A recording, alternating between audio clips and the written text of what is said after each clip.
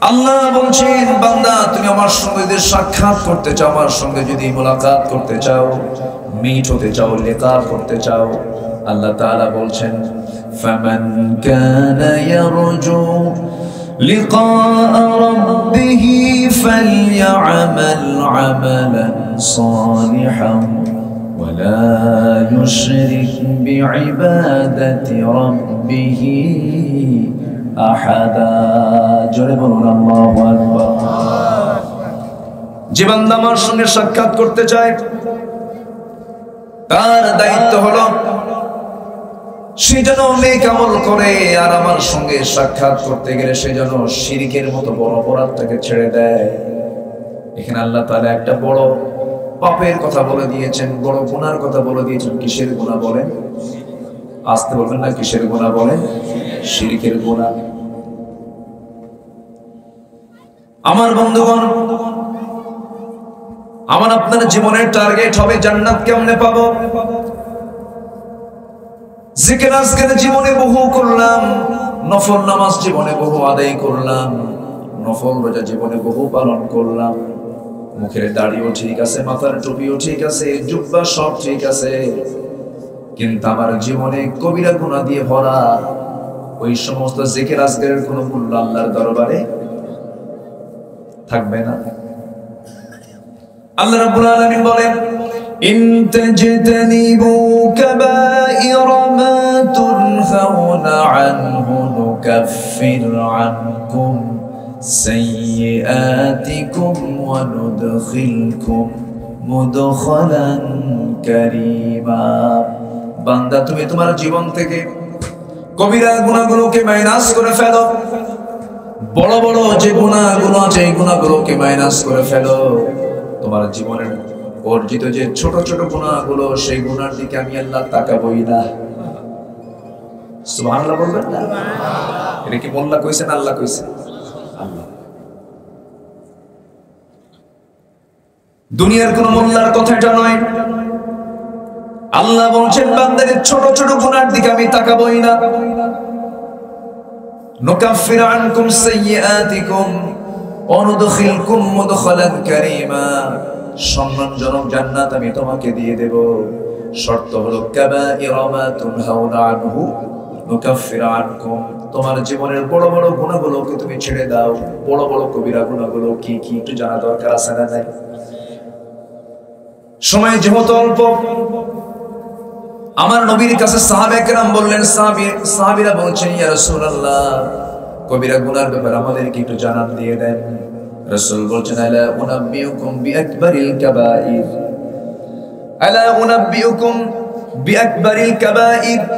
আমি কি তোমাদের কি বড় বড় কিছু কবিরা গুনার কথা বলবো নাকি? রাসূল বললেন, সাহাবীরা বললেন, হ্যাঁ ইয়া রাসূলুল্লাহ, আপনি বলুন। এর সঙ্গে বলছেন, এক নাম্বার বড় কবিরা গুনাহ হলো আল ইশরাকু বিল্লাহ, কার সঙ্গে শিরিক করা। আসতে বলবেন না, কার সঙ্গে শিরিক করা। নাম্বার 2 হলো উকুকুল ওয়ালিদাইন, পিতামাতার সঙ্গে অসদাচরণ করা। নাম্বার 3 হলো ওয়াকালুজ জুর, বেহুদা কথা বলা, বাজে কথা বলা, অনর্থক কথা বলা। এই তিনটা রাসূল ওই হাদিসের মধ্যে তিনটা কবিরা গুনার কথা বলেছেন। এই তিনটা গুনাহ বুঝা আজকের সমাজে নাই। আসতে বলেন, আসতে বলেন না, আছে না নাই? এই তিনটি বিষয়ে দেখি একটু টাচ দেওয়ার চেষ্টা করব। আমি একটু পয়েন্টটা রেখে দিলাম। আমার কথা কি বুঝতেছেন সবাই?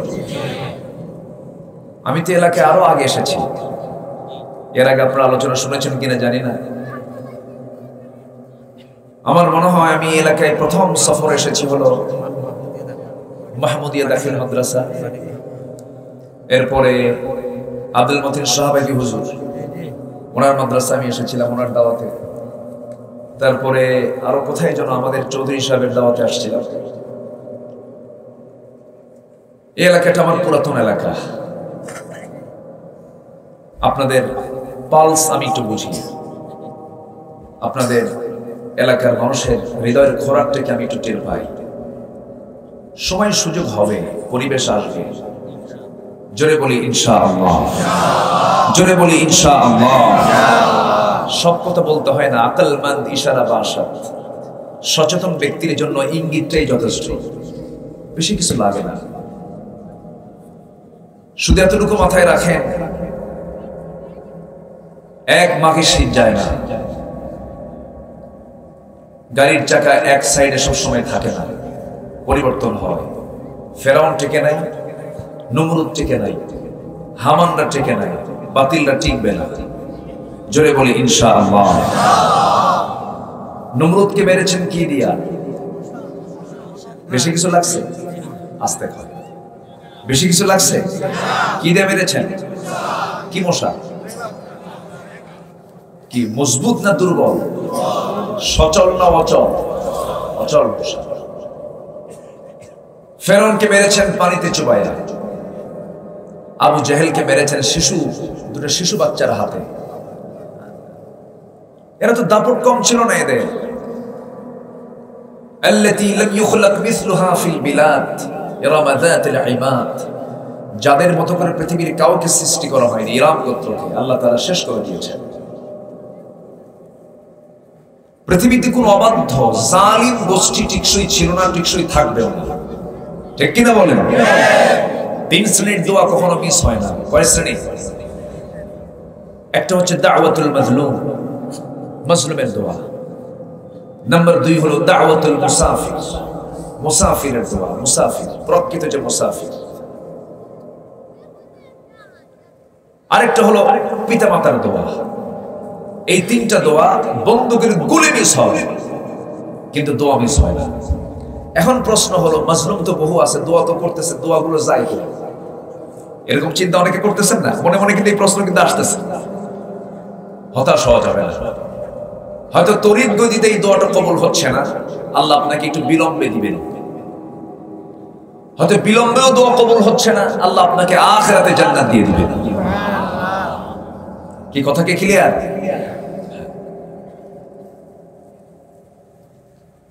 মশা কিন্তু আমরা মনে করি মশা দুর্বল, কিন্তু মশা কিন্তু আসলে দুর্বল কোনো প্রাণী না। আমার একটা তাফসীর মনে পড়ে গেল, একটু বলি। মশা কিন্তু কোনো দুর্বল, আসলে দুর্বল প্রাণী না। আল্লাহ তাআলা মশার উদাহরণ দেন নাই? সূরা বাকারার 26 নম্বর আয়াতে আসছে। আল্লাহ রাব্বুল আলামিন বলেন, ইন্নাল্লাহা লা ইস্তাহি আন ইয়াদরিবা মাসালান মা বা'উদাতান ফামা ফাওকাহা فأما الذين آمنوا فيعلمون أنه الحق من ربهم جلبوا الله أكبر الله تعالى মশার উদাহরণ দিতে নিয়ে কোনো লজ্জাবোধ করেন না। যারা ঈমানদার তারা এর মধ্যে হক খুঁজে পায়, কিন্তু যারা কাফের তারা বলে মাদা রাদাল্লাহু বিহাদা মাসালা, আল্লাহ তোমার এই উদাহরণ দিয়ে কি চেয়েছেন? সামান্য মশার উদাহরণ তোমার আল্লাহর কি দেওয়া দরকার? তোমার আল্লাহ তো বহু বড়। কিন্তু মশা তো ছোটখাটো কোনো প্রাণী নয়, মশার মধ্যে অনেক শিক্ষণীয় আছে না নাই বলেন? ঢাকাতে একটা কি যেন একটা মশা আছে, কামড় মারলে পরে ডেঙ্গু হয়। যার ডেঙ্গু হয়েছে সে বুঝে যে হ্যাঁ মশার পাওয়ার আছে না নাই। সামান্য একটা মশার কামড়ে মানুষের মৃত্যু হয়ে যায়। এই মশাকে আমরা দুর্বল মনে করি, কিন্তু দুর্বল তো কোনো প্রাণী নয়। আধুনিক সায়েন্স থাকার কারণে কিছুটা স্পষ্ট হয়ে গেছে। আধুনিক তাফসীর সায়েন্সকে নিয়ে করলে আর বিষয়টা ক্লিয়ার হয়ে যায়। একটু শোনেন। নাম্বার 1, আল্লাহ তাআলা মশার উদাহরণ কেন দিয়েছেন? মশা যে কামড় মারে, এই মশা যে মানুষকে কামড়ায়, সেই মশা পুরুষ মশা কামড়ায় না মহিলা মশা কামড়ায়? বলে কিছুই কয় না। হুজুর আমরা তো এই তাফসীর পড়ি। হ্যাঁ, এই তাফসীর তো কোরআনে নাই, কিন্তু বিজ্ঞান আছে না নাই বলেন? বিজ্ঞান বলতেছে কোন পুরুষ মশা কামড়ায় না। কি মশা কামড়ায়? মহিলা মশা কামড়ায়। এই যে এখানে সায়েন্সের ছাত্র, এটা মহিলা মশা কামড়ায়, পুরুষ মশা কামড়ায় না। পুরুষ মশা কামড়ালে আল্লাহ তাআলা কামড়ানোর জন্য বলেন নাই মহিলা মশা এই ডিপার্টমেন্টে আছে। তাহলে কামড়ায় কারা? হ্যাঁ, একটু চিন্তা করি। আমি মাদেরকে আবার আন্ডার এস্টিমেট করছি না। কামড়ালে তো মশা বিস্তার হবে না। মশার বিস্তারের জন্য তো কামড়ের দরকার আছে, মানুষের রক্তের প্রয়োজন আছে, প্রোটিনের প্রয়োজন আছে, বংশ বিস্তারের জন্য মশার রক্ত খাওয়ার দরকার আছে। যে মশা যত বেশি কামড়াবে, যত বেশি খাবে, তার পেট যত মোটা হয়ে যাবে, তার হায়াত বাড়বে না কমবে? বলেন, কমে যাবে। আজকে যারা লুটপাট করবে, অন্যায় করে যারা জুলুম করবে, অত্যাচার করবে, জনগণের টাকা যারা মেরে খাবে, তাদের হায়াতও বেশি দিন নাই। আস্তে কোন কেন? নম্বর 2 হলো মশা কামড়াই পুরুষ নয়, স্ত্রী মশা কামড়ায়। মহান রব্বুল আলামিন কত আগে সূরা বাকারার 26 নম্বর আয়াতে বলছেন, ইন্নাল্লাহা লা ইস্তাহি আন ইয়াদরিবা মাসালাম মা বাউদাতান ফামা ফাওকাহা। এখানে যে মশা কামড়ায়, বাউদাতান মুয়ান্নাসের সিগা, স্ত্রী মশাকে বোঝানো হয়েছে, পুরুষ মশাকে বোঝানো হয় নাই। স্ত্রী মশা কামড়ায় মানুষকে, এই কথাটা তো বিজ্ঞান হালে প্রমাণ করেছে। আর আজ থেকে আল্লাহ তাআলা যে মশার উদাহরণ দিয়েছেন, সেই মশার উদাহরণ দিয়েছেন, স্ত্রী মশার উদাহরণ দিয়েছেন, যেটা কাজে লাগে। ১,৫০০ বছর আগে কোরআনে আল্লাহ তাআলা তা জানিয়ে দিয়েছেন। নম্বর 3 হলো রাতের বেলা আমরা যখন বিছানায় ঘুমাতে যাই, মশারি টাঙ্গাই কি থেকে বাঁচার জন্য? আমরা নাকি খুব শক্তিশালী, আমরা শক্তিশালী না? আমরা এত শক্তিশালী হওয়ার পরেও ওই সামান্য মশা থেকে বাঁচার জন্য মশারি টাঙ্গাতে হয়। এর মধ্যে যদি হঠাৎ করে 2-3টা মশা যদি এদিক সেদিক দিয়ে ঢুকেই পড়ে ভিতরে, সেই ঢুকে পড়া মশার যদি গান শুরু হয়ে যায় কানে, ঘুম তো মাশাআল্লাহ হবে? হ্যাঁ, হবে নাকি? হবে না।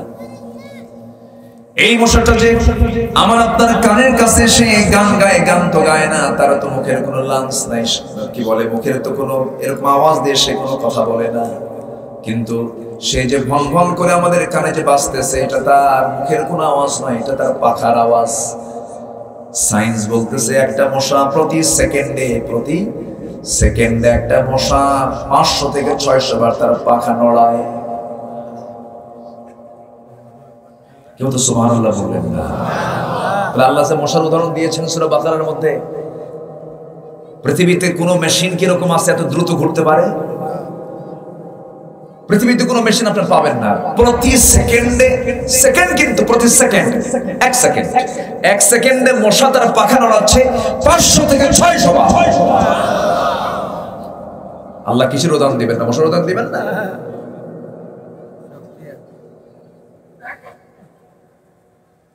নাম্বার 4 হলো, অনেক কথা ছিল, আমি মূল পয়েন্টের দিকে যাব। আল্লাহ তাআলা বলছেন, মশার উদাহরণ দিতে আমার আল্লাহ কখনো লজ্জা পান না। নাম্বার 1 আমরা জানতে পারলাম মশা বেশি খেলে তার হায়াত কমে যায়। স্ত্রী মশা কামড়ায়, প্রতি সেকেন্ডে 500 থেকে 600 বার মশা তার পাখা নড়ায়, আজীব শক্তিশালী প্রাণী। নাম্বার 4 হলো, দুনিয়ার মানুষ জেনে রেখে দিও আমি মশার উদাহরণটা কেন দিয়েছি। নমরুদকে কিন্তু খাইছি মশা দিয়া। আল্লাহু আকবার বলবেন না?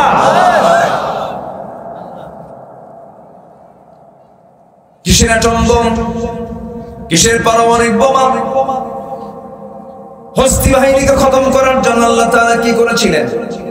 وَأَرْسَلَ عَلَيْهِمْ طَيْرًا أَبَابِيلَ تَرْمِيهِمْ بِحِجَارَةٍ مِّن سِجِّيلٍ فَجَعَلَهُمْ كَعَصْفٍ مَأْكُولٍ। জোরে বলুন আল্লাহু আকবার। আবাবিল নামক জঙ্গি বিমান পাঠিয়েছিলেন, 2টা করে বোমা বহন করেছে।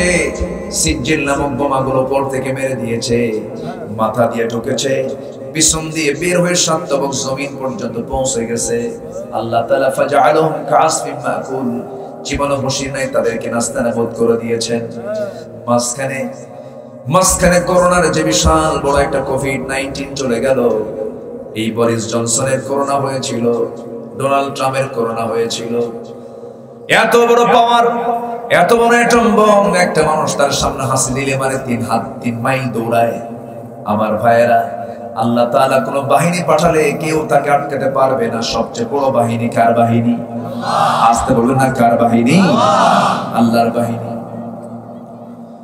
আমার ভাইয়েরা, এই জন্য আমাকে সবসময় আল্লাহর কাছেই ধারণা দিতে হবে, আল্লাহর কাছেই ফিরে যেতে হবে। এই পৃথিবীতে কোনো কিছুই থাকবে না, সব ধ্বংস হয়ে যাবে, সব শেষ হয়ে যাবে। কিন্তু আমার কেউ না থাকলে আমার জন্য সবসময় থাকবেন তিনি কে? আসতে বলুন না, তিনি কে? আমার বাবা কি থাকবেন নাকি? আমার ভাই থাকবেন নাকি? আমার স্ত্রী থাকবে নাকি? আমার সম্পদ থাকবে নাকি? আমার ব্যবসা থাকবে নাকি? আমার মালামাল থাকবে নাকি? আমার ঘর বাড়ি থাকবে নাকি? কিছুই থাকবে না। কিন্তু এগুলোর প্রতি টান আছে না নাই? সন্তান মরলে বাপ কান্দে, বাপ মরলে সন্তান কান্দে। টাকা হারায় গেলে আফসোস হয়, সম্পদ হারায় গেলে আফসোস হয়, বাড়ির কোনো ক্ষতি হলে আফসোস হয়, কষ্ট হয়। কিন্তু আল্লাহ বলছেন, বান্দা এগুলো আমি তোর মধ্যে দিয়েছি, কিন্তু বান্দা জেনে রাখবি এই সকল ভালোবাসার চাইতে বেশি ভালোবাসতে হবে কাকে? আসতে বলবেন না, কাকে? সূরা তাওবার 24 নম্বর আয়াত একটু কান পেতে শুনি, আমরা মনোযোগ দিয়ে শোনার চেষ্টা করি। আল্লাহ রাব্বুল আলামিন বলেন, কুল ইন কানা আবাউকুম ওয়া আবনাউকুম ওয়া আজওয়াজুকুম ওয়া ইখওয়ানুকুম ওয়া আজওয়াজুকুম ওয়া আশীরাতুকুম ওয়া আমওয়ালুন ইqtaraftumuha ওয়া তিজারাতুন তাখশাউনা কাসাদাহা ومساكن ترضونها أحب إليكم من الله ورسوله وجهاد في سبيله فتربصوا حتى يأتي الله بأمره والله لا يهدي القوم الفاسقين جربوا الله أكبر আল্লাহ তাআলা তার রাসূলকে জানিয়ে দিচ্ছেন, হে রাসূল আপনি জানিয়ে দেন তোমাদের পিতা, তোমাদের সন্তান, তোমাদের ভাই, তোমাদের স্ত্রী, তোমাদের প্রতিবেশী, আত্মীয়স্বজন, তোমাদের সম্পদ, তোমাদের ব্যবসা, তোমাদের বাসস্থান, এগুলো যদি আল্লাহর চাইতে, নবীর চাইতে, জিহাদ করার চাইতে যদি বেশি প্রিয় হয়ে যায়, ফাতারাব্বাসু অপেক্ষায় থাকো, আল্লাহর ফয়সালা কিন্তু চলে আসবে। কার কথা? আসতে বলবেন না, কার কথা? আরো জোরে বলুন, কার কথা? কিন্তু এর মানে কি আমি বাপকে ভালোবাসবো না? অবশ্যই ভালোবাসবো। ভাইকে কি ভালোবাসবো না? অবশ্যই ভালোবাসবো। কিন্তু আল্লাহ তাআলা এর আগের আয়াতে বলছেন, লা তাত্তাখিযু আবাআকুম ওয়া ইখওয়ানাকুম আউলিয়া ইন ইসতাহাব্বুল কুফরা আলাল ঈমান ওয়া মান ইয়াতাওয়াল্লাহুম মিনকুম ফাউলাইকা হুমুল যালিমুন। জোরে বলুন আল্লাহু আকবার। তোমরা তোমাদের বাপকে, তোমাদের ভাইকে বন্দী হিসেবে গ্রহণ করো না সেই সময়, যে সময় তোমাদের বাপ, তোমাদের ভাই কুফর কি ঈমানের উপরে প্রাধান্য দেবে, কুফর কি ঈমানের উপরে প্রাধান্য দেবে, সেই সময় তোমরা তাদেরকে বন্ধু হিসেবে গ্রহণ করতে যেও না। কার কথা? আসতে বলে, কার কথা? আমার দেশে এমন পরিবারও আছে, একই বাবার সন্তান চারজন চারটা দল করে। আছে না? বলেন বলেন বলেন বলেন, আছে না নাই? সুবিধাবাদ। আজান হচ্ছে মনে হয় না? আজান হোক, আমরা নির্দিষ্ট সময়ে না পড়ে একটু পরে পড়বো। কষ্ট হবে আপনাদের যদি একটু পরে পড়ি? সমস্যা নাই তো? জি, পাশে যে মসজিদ আছে এই মসজিদে মাইকে আজান না হোক, মাইকে যেন আজান না দেওয়া হয়। হ্যাঁ জি, আমরা আর কিছুক্ষণ চালাবো। জোরে বলি ইনশাআল্লাহ। কষ্ট পাচ্ছেন না তো? জি, বলি আলহামদুলিল্লাহ। আমার ভাইয়েরা একটু কান লাগাবেন। আল্লাহ তাআলা এখানে 8টা ভালোবাসার কথা বলেছেন। এর মধ্যে সম্পদ, এর মধ্যে ব্যবসা, এর পরে বাসস্থান, বাকি এগুলো সব মানুষের বিভিন্ন ক্লাস করেছেন। বাপ, ভাই, স্ত্রী, পরিবার, পরিজন, আত্মীয় স্বজনের কথা বলেছেন। এই সমস্ত ভালোবাসা কেন থাকবে না? সন্তানকে আমি অবশ্যই ভালোবাসবো, কিন্তু আল্লাহর চাইতে বেশি নয়। আমি বাবাকে ভালোবাসবো, কিন্তু আল্লাহর চাইতে বেশি নয়। আমি আমার আত্মীয়কে ভালোবাসবো, আমি আল্লাহর চাইতে বেশি নয়। আমার স্ত্রীকে ভালোবাসবো, আমার রাসূলের চাইতে বেশি নয়। আল্লাহ তাআলা এখানে আধিক্য কি বুঝিয়ে দিয়েছেন। আমার ভাইয়েরা, আমার বন্ধুগণ, যদি এমনটা হয়ে যায়, আল্লাহ বলছেন এই সমস্ত বান্দাগুলো ফাসিকদের কাতারে চলে যাবে। আল্লাহু লা ইয়াহদিল কওমাল ফাসিকিন, ফাসিকদের কাতারে চলে যাবে। তাহলে এই দুনিয়ার জীবনে যে মায়া, মমতা, যে ভালোবাসা, একদিন সবকিছু হারিয়ে যাবে। ধরুন আমরা এখানে বসে আছি, এখানে মুরব্বী বসে আছেন, এখানে এক কাতারে কতজন ভাই বসে আছে, এখানে মুরব্বীরা বসে আছেন। এর মধ্যে ধরুন একজনের মৃত্যু হয়ে গেল ইনস্ট্যান্ট, এখনই মারা গেলাম। ধরুন একজনের মৃত্যু হয়ে গেল, এই জায়গায় মারা গেছি, মরে গেলাম। মরে যাওয়ার সঙ্গে সঙ্গে এখানে হাজার মানুষ বসে আছেন। একটা মানুষকে কেউ ওই মৃত মানুষের কোনো উপকার করতে পারবেন নাকি? আস্তে বলে আমার আল্লাহ, আমার আল্লাহ পারবে না? আস্তে কয় আল্লাহ পারবেন না? এখানে ডেড বডি হয়ে গেলাম, আপনি আমার জন্য কি করতে পারবেন? আমি আপনাকে ভালোবাসলাম, আপনি বাবা ভালোবাসলাম, আপনি ভাই ভালোবাসলাম, আপনি স্ত্রী ভালোবাসলাম, আপনি আমার ছেলে ভালোবাসলাম, কিন্তু এখনই মরে গেলাম। মরে যাওয়ার সঙ্গে সঙ্গে আপনি কিছুই করতে পারবেন না। বড় জোর আপনি কি করবেন? কানাইঘাটের উপজেলা স্বাস্থ্য কমপ্লেক্সে ফোন দিয়ে বলবেন একটা অ্যাম্বুলেন্স পাঠায় দাও। অ্যাম্বুলেন্স পাঠায় দেবে, সামনে রাস্তায় হাজির হবে, ডেড বডিটা মঞ্চ থেকে নামায় নিয়ে ওই স্বাস্থ্য কমপ্লেক্সের আশা সেই অ্যাম্বুলেন্স আপনি লাশটা উঠায় দিবেন। লাশটা বহন করে নিয়ে যাওয়ার সময় শুধু ড্রাইভারকে আপনি বলে দিবেন, ড্রাইভার এই লাশটা নিয়ে এই মৃত ব্যক্তির বাড়িতে পৌঁছায় দাও। কিন্তু বাড়িতে নিয়ে যাবে, কিন্তু ক্ষমতা নাই তাকে বেডরুমে ঢোকাবে। বেডরুমে আর ঢোকা হবে না। ওয়ামাসাকিনু তারদাউনাহা, ওয়ামাসাকিনু তারদাউনাহা, তোমাদের প্রশান্তির যে বাড়ি, সেই বাড়ির মধ্যে তোমার ঢোকা হলো না, তুমি কি ভালোবাসলা? তোমাকে বারান্দাও রাখবে না, বারান্দাও স্থান নাই, ঘরের ভিতরে স্থান নাই। তোমাকে নিয়ে ওই ঘরের বাড়ির এরিয়ার একটা কোনায় কিছু কাপড় দিয়ে আড়াল করে দিয়ে, আড়ালের ভিতরে তোমার ডেড বডি একটা চোখের উপরে নিথর দেহ ফেলে দেবে। গরম পানির গোসল হয়ে যাবে, সংগ্রহ করবে। একজন দা নিয়ে বাঁশ কাটতে যাবে, আরেকজন কোদাল নিয়ে কবর খনন করতে যাবে। এলান শুরু হবে চতুর্দিকে, মসজিদ থেকে মাইকে মাইকে বলবে অমুকজন মারা গেছে। জানাজায় মানুষ হাজির হয়ে যাবে, লোকজন চলে আসবে, জানাজা শুরু হয়ে যাবে। যে সন্তানটা আপনাকে এত ভালোবাসে, সেই সন্তানটার মুখ থেকে বের হবে, দেরি করা যাবে না। লাশটা তাড়াতাড়ি দাফন করো, লাশটা পচে যাবে, গলে যাবে। আমাকে ধরে নিয়ে সব চলে যাবে কবরের মাটিতে, কবরে শোয়া দেবে, বাঁশ চাপা দেবে, মাটি চাপা দেবে, ওই যে রেখে আসবে। দিন শেষে কেউ নাই, দিন শেষে আমার প্রকৃত বন্ধুকে। জোরে বলেন কে?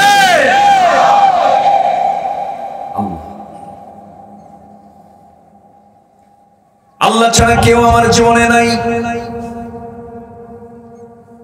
কেউ আমাকে সুস্থ করতে পারবে না অসুস্থ থেকে, কেউ আমাকে টেনশন মুক্ত পারবে না, টেনশন মুক্ত করতে পারবে না, টেনশন থেকে অসুস্থতাকে কেউ সুস্থ করতে পারবে না কে ছাড়া। অতএব আমার ভালোবাসা, আমার মোহাব্বত এক নাম্বার বরাদ্দ করবো আমরা কার জন্য? আসতে বলবেন না, কার জন্য? والذين آمنوا أشد حبا لله, ঈমানদার যারা তারা সবচেয়ে বেশি মহব্বত করে কাকে? আসতে বলবেন না, কাকে? কিন্তু সে আল্লাহর নামটা নিতে অনেকে লজ্জা পায়, আছে না? আছে না? নাই? আল্লাহর নাম নিতে লজ্জা পায়। মাইকে আজান হয় আল্লাহু আকবার, নামাজ আওয়াজ হয় আল্লাহু আকবার, জানাজায় তাকবীর হয় আল্লাহু আকবার, কিন্তু জনসভার স্লোগান আল্লাহু আকবার দিতে দেয় না। আস্তে করে আছে না? নাই? আল্লাহু আকবার, হুশিয়ার সাবধান, বিসমিল্লাহির শুকরা, আল্লাহু আকবার। নামাজ আল্লাহু আকবার চলে, আজান আল্লাহু আকবার চলে।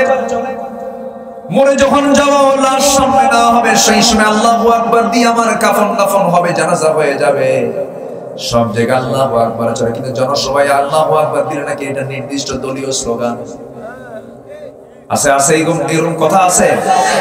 এই সমস্ত কথা যারা বলে তাদের ঈমান বিতর্কিত। তাদের চিন্তা বিতর্কিত।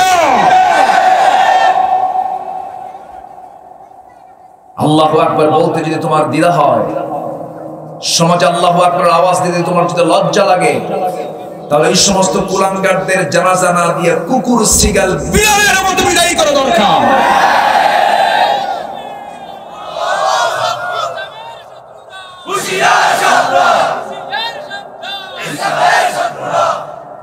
সম্মানিত ভাইয়েরা, আমার দেশে কোনো কিছুর সংকট ছিল না।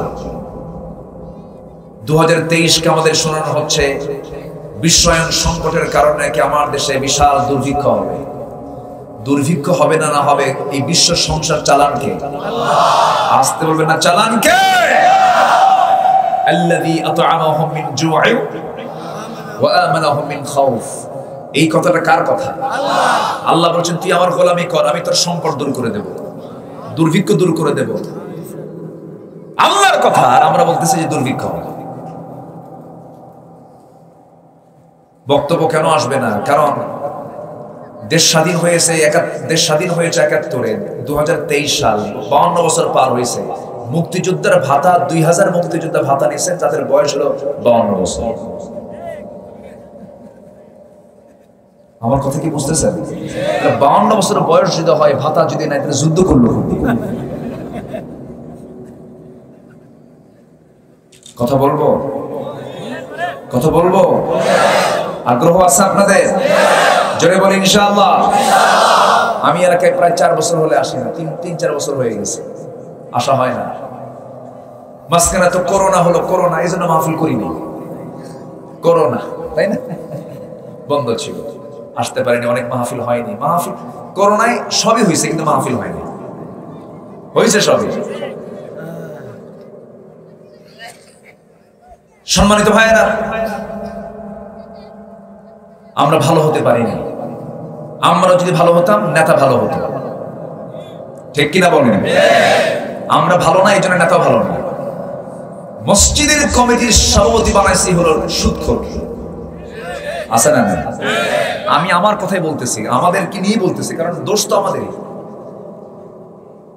মসজিদ কমিটির সভাপতি হলো সুদখোর, সেক্রেটারি মদখোর, ক্যাশিয়ার বিশিষ্ট জেনাকার। আমি কি ভুল বলতেছি? মুসলমানদের সবচেয়ে বড় কার্যালয় হলো মসজিদ, সবচেয়ে বড় কার্যালয়। 4.5 লাখ মসজিদ যে দেশে,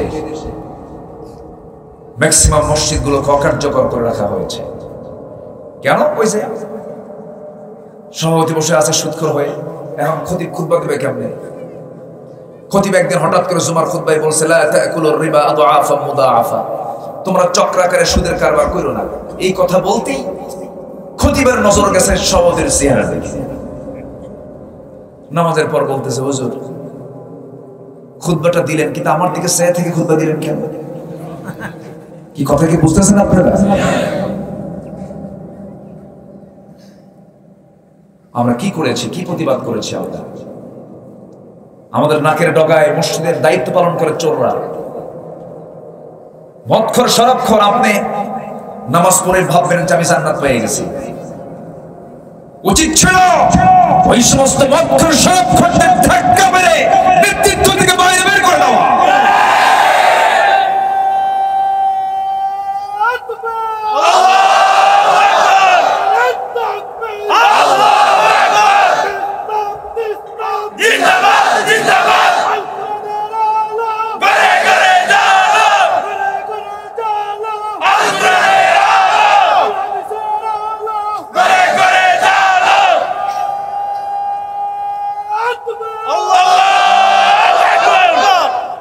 সব ঠিক হয়ে যাবে, শুধু নেতা ঠিক করতে হবে। কি ঠিক করতে হবে? নেতা। আমার দেশে কর্মী বেশি না নেতা বেশি? মসজিদে ইমাম বেশি না মুসল্লি বেশি? মসজিদে মুসল্লি বেশি না ইমাম বেশি? ইমাম কি বেশি না একজন? ইমাম কয়জন? আর বাকি সব? তাহলে নেতার সংখ্যা বেশি হবে না কম হবে? আর আমার দেশে নেতা কম না বেশি? সব নেতা, কেউ কাউকে মানে না। নেতা মঞ্চে দাঁড়িয়ে বক্তব্য দেয় জুতা নিয়া আর সিয়ার নেবার হয়, আছে না নাই? একই দল করে, একই আদর্শ, একটা কুত্তা গ্রুপ আর একটা শিয়াল গ্রুপ। আমি কি ভুল বলছি কথাগুলো? এগুলোকে বন্ধ করার জন্য সকল নেতৃত্ব বাদ দিয়ে সৎ যোগ্য নেতৃত্ব, নামাজি নেতৃত্ব ধরতে হবে মুসলমান। কার পিছনে ঘোরেন আপনি যে নামাজের কথা বলে না? আপনি কার কথা শোনেন যে যার কোন কার্যক্রমের মধ্যে নামাজের কর্মসূচি নাই? যেই দলীয় কার্যক্রমের মধ্যে নামাজের কর্মসূচি থাকে না, সেই কার্যক্রম শয়তানের কার্যক্রম।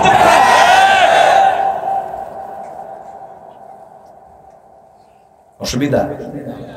কষ্ট পাচ্ছেন আপনারা? যে কাজের মধ্যে নামাজই নাই, সেই কাজ কি আল্লাহর কাজ না শয়তানের কাজ?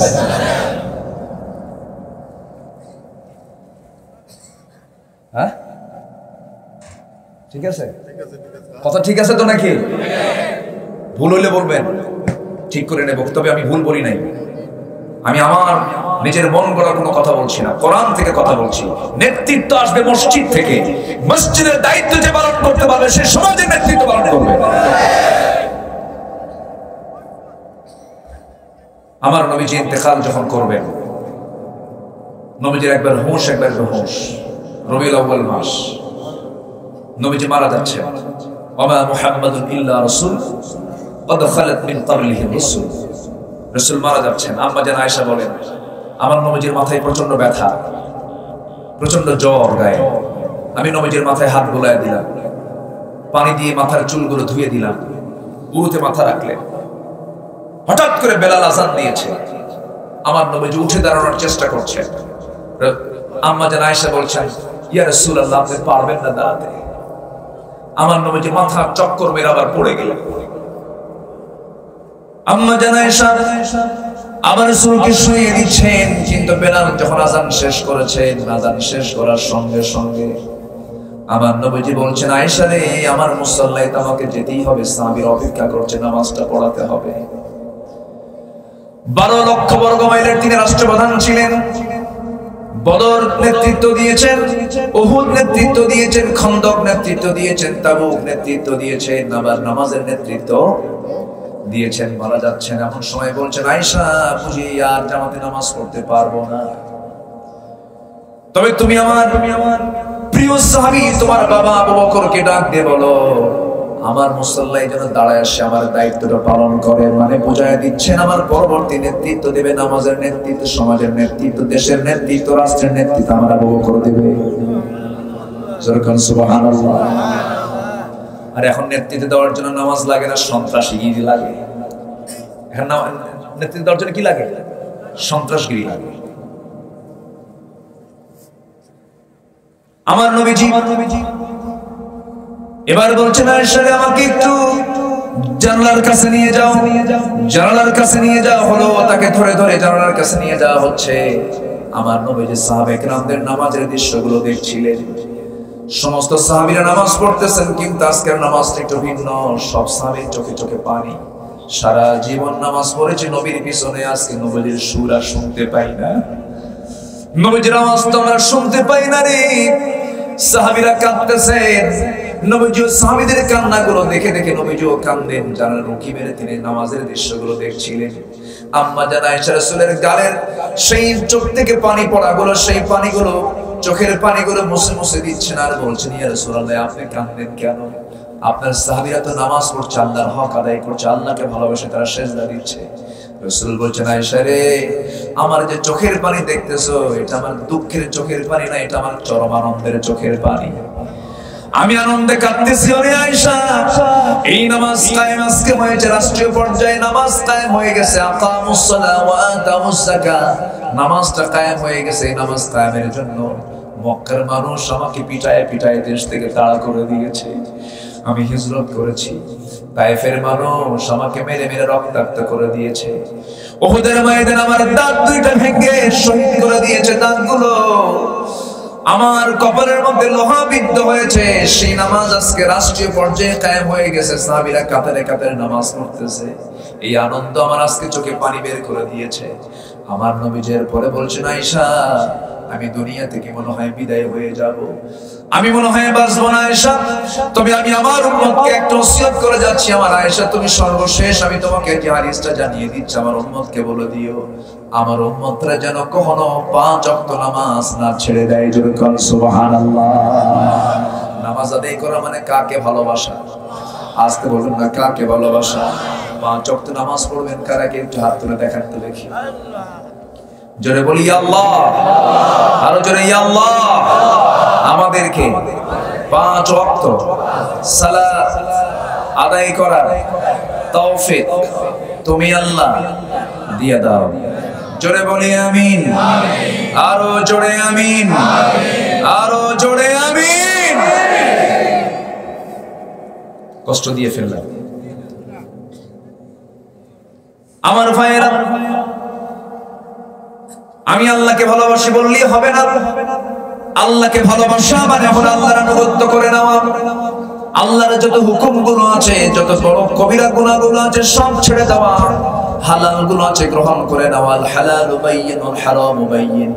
হারামটা স্পষ্ট, হালালটা স্পষ্ট। হারামকে বর্জন করব, হালালকে ধরবো, আমি জান্নাত চলে যাব। জোরে বলে সুবহানাল্লাহ। আমার ভাইয়েরা, আমার বন্ধুগণ, একটু কান লাগিয়ে শুনুন। আল্লাহ তাআলা এই জায়গায় 8টা ভালোবাসাকে এক জায়গায় করে নিয়ে এরপরে বলছেন হাব্বা ইলাইকুম মিনাল্লাহি ওয়া রাসূলিহি ওয়া জিহাদিন ফি সাবিলি। এই 8টা ভালোবাসার চাইতে বেশি ভালোবাসার প্রিয় হতে হবে আল্লাহকে। নাম্বার 2 হলো রাসূলকে, নাম্বার 3 হলো জিহাদ ফি সাবিলিল্লাহকে। আমি কি আলোচনা শেষ করে দেব নাকি? যে ওঠে কেন এই ভাইজান? ওযু কি ওয়াজ শোনার শর্ত কি ওযু করা নাকি? নামাজের জন্য শর্ত, তাই না? ইযা কুমতুম ইলা সলাতি ফাগসিলু ওজুহাকুম। যখন তুমি নামাজে দাঁড়াবে তখন তুমি ওযু করো। কি ওয়াজ শোনার শর্ত ওযু করা নাকি? বসে। হ্যাঁ, ওযু করা উত্তম, ওযুর উপরে থাকা উত্তম, কিন্তু আপনি উঠা বসা করবেন তাহলে মাহফিলের সৌন্দর্য নষ্ট হবে। বসেন, ওযুর সময় দেওয়া হবে। জোরে বলে ইনশাআল্লাহ। বসেন একটু, আর একটু সময় আমি আমাকে একটু দেন, আমি একটু কথা বলি। একটা হক, আমি আয়াতের হকটা একটু আদায় করার চেষ্টা করছি।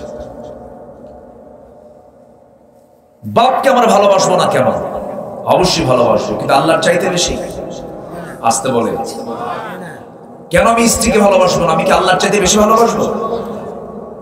সাহাবে কেরাম তার দৃষ্টান্ত দিয়েছেন। বদর যুদ্ধের ডাক এসেছে। বদর যুদ্ধের ইতিহাস সবাই কম বেশি জানেন, কিন্তু ইতিহাসগুলো আমাকে টানতে হয়, আলোচকদের টানতে হয়। বদর যুদ্ধ হলো শুধু হক বাতিলের যুদ্ধ, এটা ঠিক আছে, কিন্তু বদরের যুদ্ধ হলো হক বাতিল, এটা এক নাম্বার। বদর যুদ্ধ হলো ভাই ভাই যুদ্ধ। বদর যুদ্ধ হলো পিতা পুত্র যুদ্ধ। বদর যুদ্ধ হলো জামাই শ্বশুর যুদ্ধ। বদর যুদ্ধ হলো বংশ, একই বংশের যুদ্ধ। এই যুদ্ধ কিন্তু সহজ না। যুদ্ধ করতে গিয়ে দেখতেছে ভাইকে, যুদ্ধ করতে গিয়ে দেখতেছে বাবাকে, যুদ্ধ করতে গিয়ে দেখতেছে নিচের আপন জামাইকে, মেয়ের জামাইকে। বলেন যুদ্ধ করা কি এখানে সহজ? কঠিন ব্যাপার। আল্লাহ তাআলা এই আয়াতগুলো এমনি দেন নাই। বদর যুদ্ধের ময়দানে একজন বিখ্যাত সাহাবী উবাইদ ইবনুল জাররাহ রাদিয়াল্লাহু তাআলা আনহু যুদ্ধ করতে করতে হঠাৎ করে তিনি দেখতে পেলেন তার সামনে জন্মদানকারী পিতা তার সামনে দাঁড়ায় গেছেন। তরবারি তিনি হাতের মধ্যে নেওয়া ছিল। তরবারির সঙ্গে সঙ্গে তিনি কোষবদ্ধ করে ভাবলেন, না না, ওই কুলে আমি কত ছোট থেকে বড় হয়েছে, লালিত পালিত হয়েছে, আমার বাপকে আমি মারবো না। তরবারি গোটায় নিয়ে কিছু দূরে আসার সঙ্গে সঙ্গে ভাবতেছেন, আমি যদি আজকে বাপকে ছেড়ে দেই, বাপ মনে করে ইসলামের দুশমন না মনে করে, আল্লাহু লা ইয়াহদিল কওমাল ফাসিকিন, আল্লাহ তাআলা ফাসিকদেরকে হেদায়েত দেন না, আমি ফাসিকের কাতারে চলে যাব, আত্মীয়করণ হয়ে যাবে। না না, এটা সহ্য করা যাবে, এটা করা যাবে না। সঙ্গে সঙ্গে তিনি আবার ঘুরে দাঁড়ালেন, তরবারি কোষমুক্ত করে চক্ষু বন্ধ করে বাবার দিকে না তাকায়া, বাবার দিকে সেই রকম ভাবে না তাকায়া তিনি শিরকের প্রতীক মনে করলেন। তরবারি দিয়ে বাবার গর্দান বরাবর একটা আঘাত করলেন, মস্তকটা ছিটকে পড়ে গেল, বাপ দুনিয়া থেকে বিদায় হয়ে গেল। বদর যুদ্ধে মুসলমানদের যখন বিজয় হয়ে গেছে, সবার মুখে হাসি, কিন্তু ওবায়দার মুখে হাসি নাই। রাসূল বলছেন, সাহাবীরা, আমার ওবায়দার মুখে হাসি নাই কেন হুজুর? ওবায়দার বাপ আজকে যুদ্ধে মারা গেছে। রাসূল বললেন, কে মেরেছো? কে মেরেছো তার বাপকে? হুজুর, আমরা কেউ মারি নাই, ওবায়দা নিজেই তার বাপকে দুনিয়া থেকে বিদায় করে দিয়েছে। আমার নবীজির সঙ্গে সঙ্গে দুটো হাত আগায় দিয়ে বলছেন, ও ওবায়দা, আমার কোলে আয়, আমার কোলে আয়, আমার কোলে আয়, আমার বুকে আয়। নবীজি তাকে বুকের মধ্যে নিয়ে বলছেন, ও সাহাবীরা, কোন বান্দাকে তোমরা যদি জান্নাতি দেখতে চাও, যার জন্য আল্লাহর 8টা জান্নাত অপেক্ষা করতেছে, আমার ওবায়দার দিকে তাকায় দেখো, ওবায়দা জান্নাতের মেহমান হয়ে গেছে। জোরে বলুন সুবহানাল্লাহ। আমার বন্ধুগণ, আমার নবীর আপন বড় জামাই আবুল আস যুদ্ধ করতে আসছে নবীর বিরুদ্ধে। তার ঘরে তার মেয়ে আছে। আমার নবীর আপন চাচা আব্বাস রাদিয়াল্লাহু আনহু তিনি আসেন আবু জেহেলের নেতৃত্ব অবলম্বন করে বদর যুদ্ধের ময়দানে। এই জামাই এবং চাচা দুইজন গ্রেফতার হয়ে গেছে, বন্দী হয়ে গেছে। বদর যুদ্ধে আপন আমার নবীর বড় জামাই খাদিজার জীবদ্দশায় তাদের বিয়ে হয়েছিল। এই বড় জামাই আবুল আস, তাকে যুদ্ধবন্দী করা হলো। আপন চাচা আব্বাস রাদিয়াল্লাহু আনহুকে যুদ্ধবন্দী করা হলো।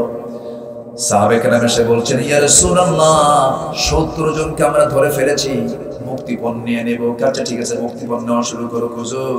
এর মধ্যে কিন্তু আপনার আপন চাচাও আছে, আপনার নিজের জামাইও আছে। জামাইয়ের আদর কম না বেশি? কিন্তু এখানে এমন জামাই আদর পাইছে, একদম পিঠ মোড়া দিয়ে বাঁধছে। তাও কার জামাই? কার জামাই? বিশ্বনবীর জামাই। আল্লাহু আকবার বলেন। বিশ্বনবীর জামাই, বিশ্বনবীর মেয়ে ঘরের মেয়ের জামাই, পিঠ মোড়া দিয়ে বাঁধা হয়েছে। নিজের আপন চাচা আব্বাস রাদিয়াল্লাহু আনহুকে পিঠ মোড়া দিয়ে বাঁধা হয়েছে। কিন্তু সাহাবীরা এসে বলতেছেন, ইয়া রাসূলুল্লাহ, 70 জনের ভিতরে এই 2 জনকে আমরা যে বেঁধেছি দড়ি দিয়া, সেই দড়ির বাঁধনটা একটু নরম করে দিয়েছে চাচা হওয়ার কারণে, জামাই হওয়ার কারণে। সবাইকে দিয়েছি খেজুর দিয়ে খাবার, এই 2 জনকে দিয়েছি একটু খাসির গোশত আর রুটি দিয়ে খাবার দিয়েছি, একটু আদর করছি। রাসূল বলেন, কেন কেন এটা করা তোমাদের জন্য জায়েজ হয় না? যুদ্ধ নীতিতে এটা পড়ে না, আইন সবার জন্য সমান। অতএব আমার জামাই, আমার চাচাকে তোমরা যেহেতু রুটি দিয়েছো, বাকি 68 জনকে তোমরা রুটির খাবার দিয়ে দাও। সবার কাছ থেকে মুক্তিপণ নেওয়া হচ্ছে। নিজের আপন চাচার সামনে দাঁড়ায় গেলেন, চাচা, মুক্তিপণ আপনাকে দিতে হবে। আব্বাস রাদিয়াল্লাহু আনহু বলছেন, ও আমার ভাতিজা মুহাম্মদ, তুমি আমার থেকেও নিবা নাকি? হ্যাঁ, আপনার থেকেও নিতে হবে। আমার এখানে কোনো ছাড় নাই, ছাড় দেওয়া যাবে না। সঙ্গে সঙ্গে বলছেন, ভাতিজা মুহাম্মদ, বাসায় কোনো কিছু নাই, আমার কিচ্ছু আমি রেখে আসি নাই তোমার চাচির কাছে। আমার নবীজি মুস্কি হাসি মেরে বলছেন, চাচা মিথ্যা কথা বলেন কেন? চাচি আম্মার কাছে আমি লক্ষ্য করে দেখেছি, আমাকে জিবরাইল বলে দিয়েছেন 6টা স্বর্ণের টুকরা আপনি রেখে আসছেন। সুবহানাল্লাহ বলবেন। আব্বাস রাদিয়াল্লাহু আনহু বলতেছেন যে, মুহাম্মদ তোমাকে এই খবর দিল কে? আমি এই জন্যই তো আমি আল্লাহর নবী। আল্লাহু আকবার। এই কথা বলার সঙ্গে সঙ্গে আব্বাস বলছেন, ও ভাতিজা মুহাম্মদ, আমি আর দেরি করলাম না, আমি আর কি দেরি করব? তুমি আল্লাহর নবী, কোনো সন্দেহ না, আমাকে পড়িয়ে দাও লা ইলাহা ইল্লাল্লাহু মুহাম্মাদুর রাসূলুল্লাহ সাল্লাল্লাহু আলাইহি ওয়াসাল্লাম। এবার আবুল আস, আবুল জামাই সামনে পড়ে গেছে। রাসূল বললেন, জামাই, তোমাকে মুক্তিপণ দিতে হবে। ঠিক আছে, মুক্তিপণ দেব। মক্কায় খবর দিয়েছে, একটা প্যাকেট চলে আসছে, এরকম প্যাকেট করা একটা জিনিস চলে আসছে। প্যাকেটটা নবীর হাতে দেওয়া হলো, জামাইয়ের তো মুক্তিপণ। রাসূল নিজে প্যাকেটটা হাতের মধ্যে নিয়ে প্যাকেটটা খুললেন। সিরাত গ্রন্থের মধ্যে আসছে, আমার নবীজি প্যাকেট খোলার সঙ্গে সঙ্গে নবীজির চোখ বেয়ে বেয়ে টপ টপ করে পানি পড়ে। নবীজি কান্দেন। নবীর কান্নার কারণ সাহাবায়ে কেরাম যখন জিজ্ঞাসা করছেন, ইয়া রাসূলুল্লাহ, আপনি কিছুক্ষণ আগে হাস্যোজ্জ্বল ছিলেন, এই যে কি যেন বের করলেন, আপনি কাঁদতেছেন কেন? তিনি বলছেন, শোনো, এই যে প্যাকেটের মধ্যে যে তোমরা গলার হারটা দেখতে পেতেছো, এই গলার হারটার কথা মনে হয়েছে, আমি এই জন্য কাঁদতেছি। কেন, কি হয়েছে? আমার বড় মেয়েকে যখন বিয়ে দেওয়ার সময় হয়েছিল, আমার কলিজার টুকরা, আমার সবচেয়ে কাছের মানুষ খাদিজা, তার বড় মেয়েকে বিয়ের সময় একটু উপহার দিয়েছিল। খাদিজার কথা আমার মনে হয়ে গেছে। আমি এই গহনা দেখে কান্দি না রে, আমি আমার খাদিজার কথা মনে হয়ে গেছে, এই জন্য আমি কান্দি। সঙ্গে সঙ্গে সাহাবায়ে কেরাম বলছেন, ইয়া রাসূলুল্লাহ, যেহেতু আপনার এই গলার হারের সঙ্গে আপনার স্মৃতি জড়িত আছে, এই গলার হারটা আমরা নেব না, এখন কি করা যায় বলেন? রাসূল বলছেন, ঠিক আছে ও আবু নাস, এইদিকে আসো। আয়াত তো নাযিল হয়ে গেছে, ইন্নামাল মুশরিকুনা নাজাসুন ওয়ালা তানকিহুল মুশরিকাত হাত্তা ইউমিননা। মুমিন হওয়া পর্যন্ত একজন মুসলমান কোনো মুমিনা নারী ছাড়া কাউকে বিয়ে করতে পারে না। তুমি তো ইসলাম কবুল করো নাই, তোমার ঘরে আমার মেয়ে মুসলমান, আমার মেয়ে মুসলিমা নারী তোমার ঘরে থাকতে পারে না। আমার সিদ্ধান্ত হলো এটা, আমি তোমাকে মুক্তিপণ হিসাবে আমি এটাই বলবো, তোমার মুক্তিপণ আমি দিয়ে দিচ্ছি। তার বিনিময় হলো আমার মেয়েকে মক্কায় ঢোকা মাত্রই আমার মেয়েকে মক্কা থেকে নিরাপদে আমার বাড়ি পর্যন্ত পৌঁছে দাও, তোমার মুক্তিপণ। আল্লাহু আকবার বলে। এখানে জামাইয়ের সম্পর্ক ছিন্ন হচ্ছে ইসলামের জন্য। এজন্য সকল কিছুর ভিত্তি হতে হবে কাকে কেন্দ্র করে? আসতে বলবে না, কাকে কেন্দ্র করে? আল্লাহকে কেন্দ্র করে। সব সম্পর্ক মাইনাস হবে, আল্লাহর সম্পর্ক মাইনাস করা যাবে না। সব সম্পর্ক মাইনাস হবে, নবীর সম্পর্ক মাইনাস করা যাবে না। সব সম্পর্ক মাইনাস হবে, ইমানদারের সম্পর্ক নষ্ট করা যাবে না। আমরা এখানে যারা বসে আছি, আমরা কি ইমানের দাবি রাখি তো ইনশাআল্লাহ? সবাই রাখি তো ইনশাআল্লাহ? ইমানদার না হলে মুনাফিক হতে হবে, এই তো। ইমানদার না হলে ফাসিক হতে হবে, এই তো। আমরা সবাই ইমানদার থাকবো, জোরে বলি ইনশাআল্লাহ, জোরে বলি ইনশাআল্লাহ। আমাদের সম্পর্ক হবে মারামারি না মহব্বত? এখন কি হয়েছে বলেন? এখন তো মহব্বত না, গীবত শেখার নিয়ে ব্যস্ত আমরা, হিংসা নিয়ে ব্যস্ত আমরা। ফেসবুক তো মাশাআল্লাহ আছে গীবতের আঁকড়া। এটা আগে গীবত হতো হলো মুখে মুখে, এখন গীবত হয় হলো মোবাইলে। আছে না নাই বলো? আছে না নাই? কেউ যদি একটা হাওয়াও ছাড়ে, সে হাওয়া ফেসবুকে দিয়ে দেয়। আল্লাহ তুমি সকলকে গীবত থেকে বাঁচাও। গীবত কি মহব্বত বাড়ায় না শত্রুতা বাড়ায়? হিংসা মহব্বত বাড়ায় না শত্রুতা বাড়ায়? পরশ্রী কাতরতা মহব্বত বাড়ায় না শত্রুতা বাড়ায়? এগুলো ইমানদারের জীবনে থাকতে দেওয়া যাবে না। আল্লাহ তুমি সবাইকে বাঁচাও, জোরে বলি আল্লাহুম্মা আমিন। আরো জোরে আল্লাহুম্মা আমিন। আমি যদি আর কিছুক্ষণ আলোচনা লম্বা করি, আসরের নামাজের ওয়াক্তটা খুব কম থেকে যাবে, তাই না? আমার মনে হয় আলোচনার দীর্ঘায়িত না করে যতটুকু হয়েছে আমরা বলে ফেলি আলহামদুলিল্লাহ, জোরে বলি আলহামদুলিল্লাহ। আজকের এই মাহফিল আরো বহু মেহমান আছেন, না? বহু মেহমান আছেন। আমি ভেবেছিলাম শুধু দিনের বেলায় মাহফিল এটা শেষ না, আরো মাহফিল আলোচনা চলবে মাগরিব পর, এশার পর, না? মাগরিব পর না, 10টা থেকে শুরু করে পরদিন ফজর পর্যন্ত কাম সারছে। কিন্তু বহু আলোচক তো কম হয়ে গেছে, আর আলোচক দরকার ছিল, কারণ বহু রাত তো। ও আচ্ছা, এটা জাস্ট বরকতান বলা হয়েছে। আচ্ছা আচ্ছা, জি আলহামদুলিল্লাহ। আমি মুরব্বীকে আমার খুব ভালো লেগে গেছে, জানেন? আমি যতগুলো আয়াত বলেছি প্রত্যেকটা আয়াত তিনি আমার সঙ্গে সঙ্গে তেলাওয়াত করেছেন, আলহামদুলিল্লাহ। এই বুড়া বয়সে তিনি যে এখনো তার জেহেনটা তো খোলা আছে, আলহামদুলিল্লাহ। এই বয়সে আমাদের হুঁশ থাকবে মনে তো হয় না। বয়স কত চলে আপনার? 80 হবে মনে হয়। আচ্ছা আচ্ছা, 80-র কাছাকাছি হয়ে গেছে। জি, 80-র কাছাকাছি প্রায় হয়ে গেছে। আল্লাহ তুমি তার হায়াতকে লম্বা করে দাও। জি আল্লাহ তুমি তার হায়াতকে লম্বা করে দাও। এখানে আমার ডানে বামে যারা আছেন, আল্লাহ তুমি সবাইকে দ্বীনের জন্য কবুল করে দাও। আল্লাহ আমাদের সবাইকে তুমি দ্বীনের কাতারে শামিল হওয়ার তৌফিক দিয়ে দাও। সৎসঙ্গ নিয়ে চলার তৌফিক দিয়ে দাও। এখানে আমার মাহমুদ মুরব্বী কোথায়? মাহমুদ সাহেব কোথায়? ও আচ্ছা, আলহামদুলিল্লাহ। তা আমি অনুমতি চাচ্ছি, দোয়া করবো কি? দোয়া করে দিই। জি, কারণ না, হ্যাঁ জি, কারণ আসরের নামাজ ফরজ নামাজ, তাই না? আপনাদের বসার মৌসুম দেখে মনে হচ্ছে আপনারা উঠবেন না আজকে, নামাজ আজকে থাক নাকি? নামাজের দরকার আছে, ফরজ সালাত। আসুন আমরা এখন দোয়া করি। একটা দোয়ার মধ্য দিয়ে আজকের মাহফিল এই পর্যায়ে, এই অধিবেশন আমরা শেষ করছি। আমরা আল্লাহর কাছে চাবো, সুবহানাকাল্লাহুম্মা ওয়া বিহামদিকা আশহাদু আল লা ইলাহা ইল্লা আনতা আস্তাগফিরুকা ওয়া আতুবু ইলাইক। আল্লাহুম্মা আমিন। রব্বানা যালামনা أنفسنا وإن لم تغفر لنا وترحمنا لنكونن من الخاسرين মিষ্টি বিকেল গধূলি বেলা হাজারো মুসলমান নরনারীকে নিয়ে তোমার কালাম থেকে কিছু কথা বলছি।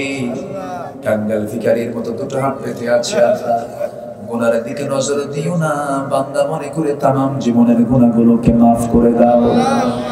জনম দুঃখিনী মা যারা চলে গেলেন, জিন্দেগীর গুনাহগুলো মাফ করো, কবরগুলোকে জান্নাতের টুকরা বানায়া দাও।